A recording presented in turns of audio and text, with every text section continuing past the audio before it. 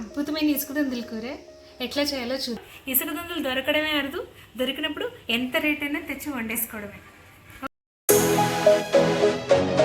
Hi friends, అద్భుతమైన ఇసుక దుందుల కూర. ఇది నార్మల్ చేపల పులుసుకి చాలా డిఫరెంట్గా ఉంటుంది, చాలా యూనిక్ టేస్ట్తో ఉంటుంది. సరే, వాటి కోసం చూడండి, మార్కెట్ నుంచి ఇసుక దుందులు తెచ్చాను. చాలా నీట్గా చేసేసామన్నమాట. వాళ్ళు చేసి ఇచ్చినా కూడా ఇంటికి తెచ్చిన తర్వాత మళ్ళీ ఉప్పుతోనూ లెమన్తోనూ అంటే నిమ్మరసంతోనూ శుభ్రం చేసుకోవాలి. చేశాక దీంట్లో నేను వేసింది కల్లుప్పు, దీనికి సరిపడా ఉప్పు, పసుపు, కారం, ఇది మాత్రమే వేస్తాను, ఇంకేమీ వేయాల. ఇప్పుడు దీన్ని కలిపేస్తాను. నూరు ఊరిపోతుంది కదా, భలే ఉంటుందండి. ఇంకా కావాల్సినంత పులుసు, మళ్ళీ పులుసులో ఎంత కావాలో చూసుకొని కారం వేసుకుందాం. ఓకే, ఇది ఇంతవరకు. నెక్స్ట్ మీకు చెప్పడం కోసం అని చెప్పి నేను ఇవి ఇంకా ఉంచాను, ఇవేం కూరలో వేయను.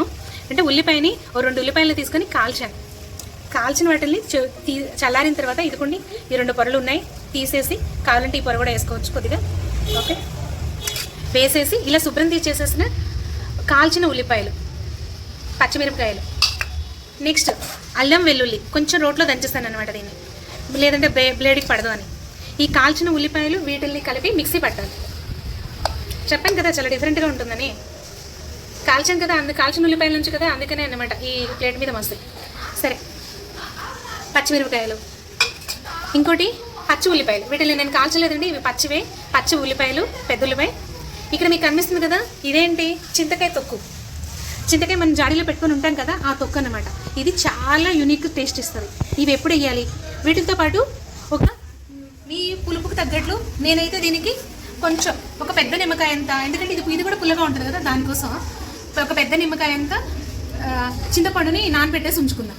ఇప్పుడు ఎలా చేస్తాను అనేది చూద్దాం. ఇది మిక్సీ పట్టుకొని వస్తాం, వీటిని చేస్తానా ఇక వంట చేసేసుకుందాం పదండి. పేలు దీని మీద పెట్టి కాల్చాను. ఇదిగోండి, చింతపండు ఆల్రెడీ నానబెట్టాను కదా, ఎంత చింతపండు చూపిస్తాను మీకు, లెక్కకు తెలుస్తుంది. ఇదిగోండి, ఇంత చింతపండు నాని ఇంత అయింది. ఇది పులుసు పిండి వేసుకుంటా. ఆయిల్ వేస్తున్నా, చాలు ఇంత ఆయిల్.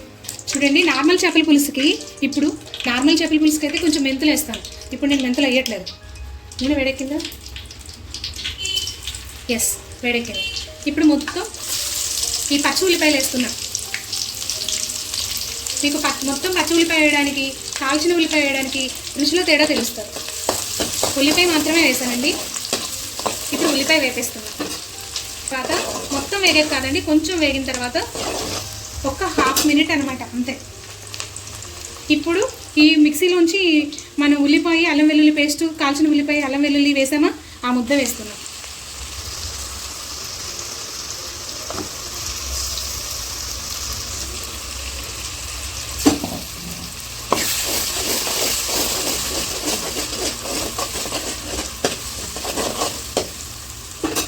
ఇది పులుసులోకి ఉప్పు వేసాను అనమాట.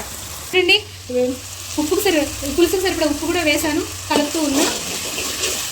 ఈలోగా మనం చింతపండు పులుసు రెడీ చేసుకున్నాం. వేస్తున్నాం, ఇంకా కొంచెం ఉంటుంది కదా, జార్ కంటుకుని పదార్థాలు ఎప్పుడు వేస్ట్ చేయకూడదు.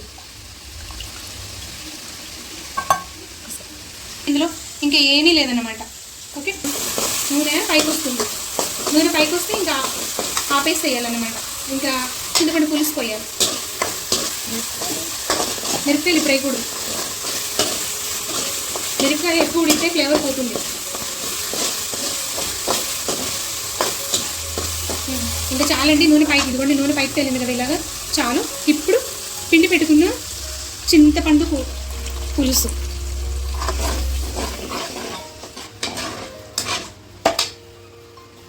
కొద్దిగా వేస్తున్నాను. మనం ఈ చింతకాయ తొక్కు పెట్టుకున్నాం కదా, ఈ తొక్కు వేయాలి. ఇంకొంచెం, ఇప్పుడే తెల్లడం మొదలైంది, ఇంకొంచెం అయ్యాక తెల్లుతుంది కదా. ఇప్పుడు నేను చింతకాయ తొక్కేసేస్తున్నాను. చింతకాయ తొక్కేసి బాగా కలపాలి. ఇప్పుడు నేను గరం మసాలా వేస్తాను. చికెన్కి వేసినంత అవసరం లేదండి, కొంచెమే వేస్తున్నాను నేను గరం మసాలా. మీకు కానీ మసాలా ఫ్లేవర్ బాగా ఇష్టమైతే ఇంకొంచెం వేసుకోండి.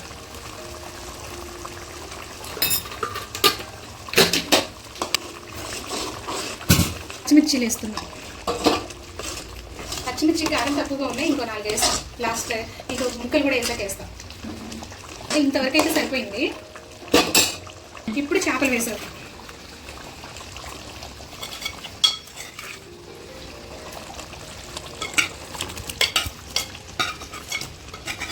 బొమ్మిడాయల కూరలో ఉంటుందండి. ఇంకొంచెం వాటర్ పడతాయి, చాలా చిక్కగా ఉంది కదా, ఇంకొంచెం వాటర్ పడతాయి, వేద్దాం. సాను కొంచెం వాటర్ పడతాం. ఇప్పుడు హై ఫ్లేమ్ మీద పెట్టకూడదు ఇంకా. ఇది కూడా ఇంకా ముక్క గట్టి పడలేదు కాబట్టి గరిట పెడుతున్నాను, కానీ ముక్క ఉడికాక మాత్రం గరిట అస్సలు పెట్టకూడదు. ఎంతసేపు దీంతోనే కలుపుకోవాలి ఇలా. ఇదిగోండి ఇంక తర్వాత అంతా ఇట్లాగా క్లాత్ పట్టుకొని ఇలా కలుపుకోవాలి. ఇప్పుడు నేను మంట మీడియం ఫ్లేమ్ పెట్టేస్తాను. ఇదేమి ముక్క చివిడిపోదు కానీ అలా మీడియం మంట మీద పెట్టుకోవాలి. ఉడకడానికి మూత పెట్టేస్తున్నా. ఓ 10 కొత్తిమీర రెడీ చేసుకున్నా. ఇది ఇప్పుడు గరిట పెట్టి కదపకూడదు, క్లాత్తోనే పట్టుకొని అటు ఇటు. కొందరు ఇప్పుడు ఆపేసుకుంటారు. ఓకే, నాకు ఇంకొంచెం దగ్గరకు వస్తే బాగుంటుంది. అలాగే మరీ గట్టిగా పేస్ట్ లాగా కాదు, ఇంకొంచెం ఇట్లా ఉంది కదా, చల్లారిదాకా వస్తే చిక్కగా వస్తుంది. నేనైతే ఇంకొంచెం దగ్గరికి వస్తుంది చూస్తా. ఇప్పుడు చూస్తాను ఉప్పు కారాలు సరిపోయినాయి. సరిపోయినాయండి. కమ్మగా ఉంది, చాలా బాగుంది. కారంగా లేదు, కమ్మగా ఉంది. మీరు కారం కాస్త ఘాటుగా తింటాం అనుకుంటే ఇంకొంచెం కారం వేసుకోండి. ఈ స్ట్రాంగ్ ఫ్లేవర్ తెలుస్తుంది అనమాట, మిర్చి ఫ్లేవర్.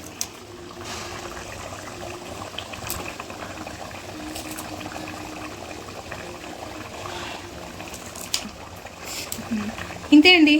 లాస్ట్లో ఇంకొంచెం కొత్తిమీర వేస్తాం, దించేద్దాం. అప్పుడు మీకు మంచి మాట చెప్తాను. ఇంతేనండి, ఇంకా కట్టేస్తున్నాను. ఇదిగో కొత్తిమీర వేసేస్తున్నా, కట్టేస్తున్నా. ఇంతేనండి. మీకు చెప్తానండి మంచి మాట ఏంటంటే, ఇట్లా కొంచెం ఓపిక్గా కొద్దిగా శ్రద్ధతో నీట్గా ఇంట్లో చేసుకోండి. ఇంట్లో చేసిన దారి ఏ స్టార్ రెస్టారెంట్ కూడా మన ఇంటి ఫుడ్ ముందు